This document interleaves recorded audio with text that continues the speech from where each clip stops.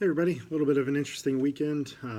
So on a positive note, I think it was right before the weekend started, NEA chose to do an article that highlighted some of the work that Luke and I are doing with white educators around raising your racial awareness and navigating anti-racist spaces and our learning that's been going on in that. And so that was really cool to see that and to feel validated in the work, and also to have a lot of people reach out and be talking about this and continue moving it forward.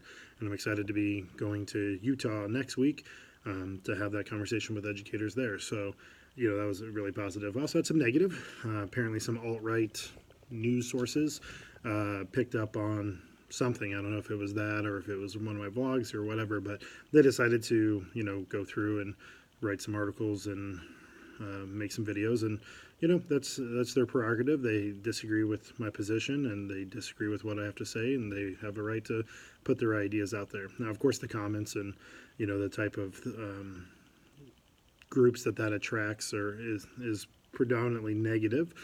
So just always stay out of the comments, as my old principal Scott Powers used to say, and don't read the comments. But it hits you, and you see some of that stuff, and you just kind of makes you wonder how people have so much time on their hands to to put that much negativity out into the world. But I'm going to really try to dwell on it very little, give it very little of my time.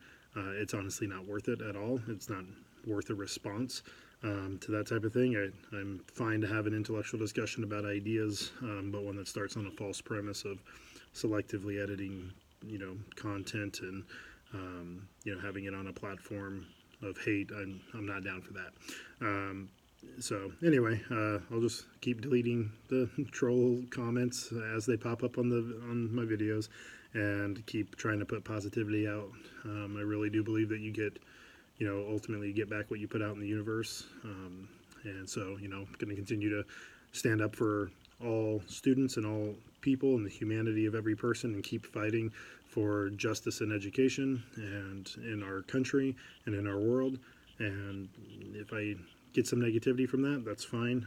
People have gotten far worse than me, and quite frankly, it's time for white individuals in this country to start taking more of that risk and more of the brunt of that pushback in this racial justice work and in this social justice work. So whatever happens, it happens.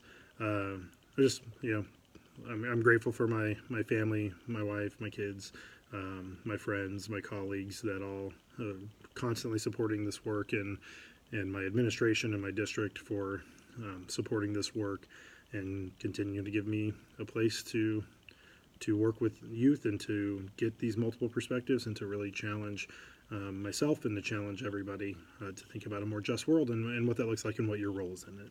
So, brush off the negative and continue on with the positive. Don't waste your energy. So thanks for tuning in. We'll see you next time.